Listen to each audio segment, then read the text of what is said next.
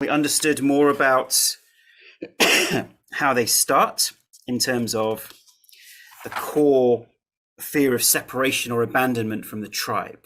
Yeah, so evolutionarily programmed protection mechanism, which makes complete sense. And that fear of failure and fear of rejection are layers above that core separation or abandonment.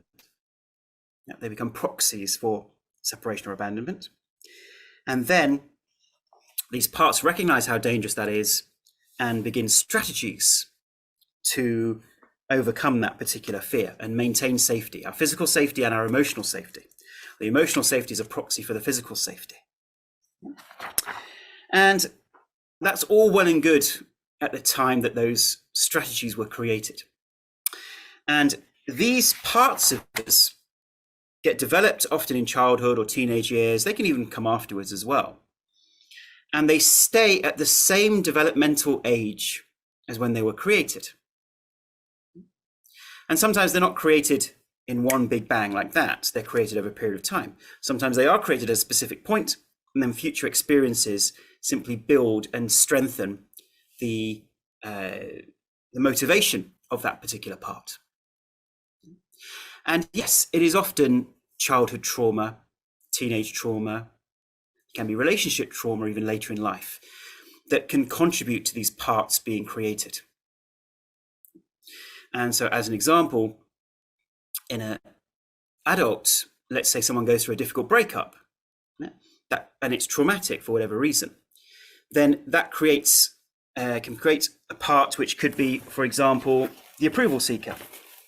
It's the core part that's the core wounded part that seeks love and approval from people around. Now, if that adult experience was traumatic, the likelihood is the reason or the strength of that traumatic experience was based upon some of the core experiences the child may have experienced. Okay, so they build upon each other. And in this program, we know that many people do have trauma. They have experienced trauma in their past. And specifically, this program is not necessarily designed to handle the trauma. If you have had trauma or experienced trauma, that's something that we advise that you work with a trauma specialist, and some of our coaches can work with people with trauma, but also that you focus on the core program first, get yourself healthier and happier, and then move on to that next stage if that's important to you. Okay.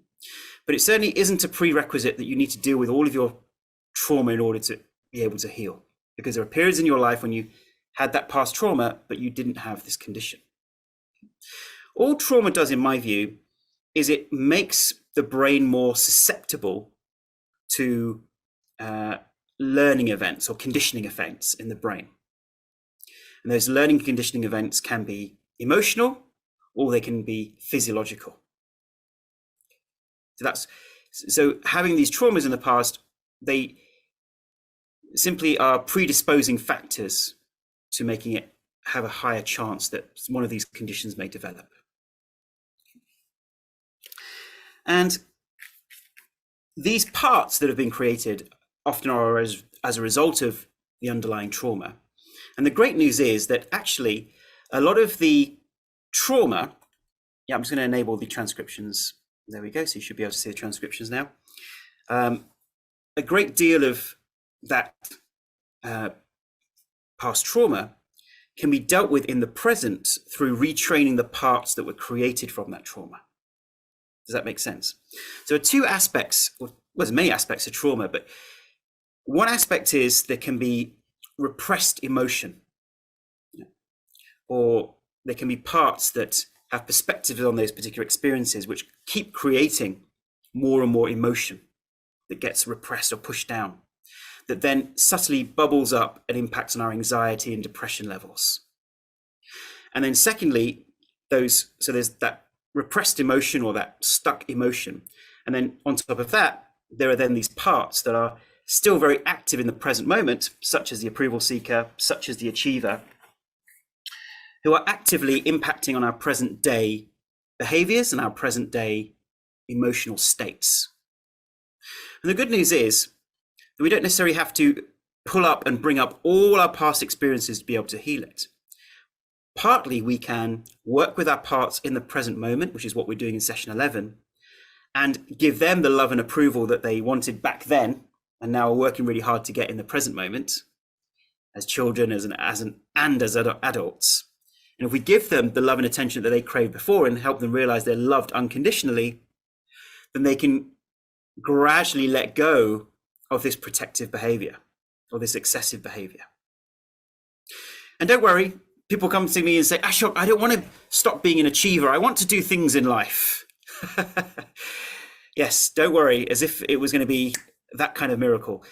We are moderating and going from unhealthy patterns to healthy patterns. So we're going from unhealthy achievement to healthy achievement, unhealthy approval seeking to more appropriate approval seeking. So there's a middle ground. And that's what these exercises gradually help us to retrain these parts of us.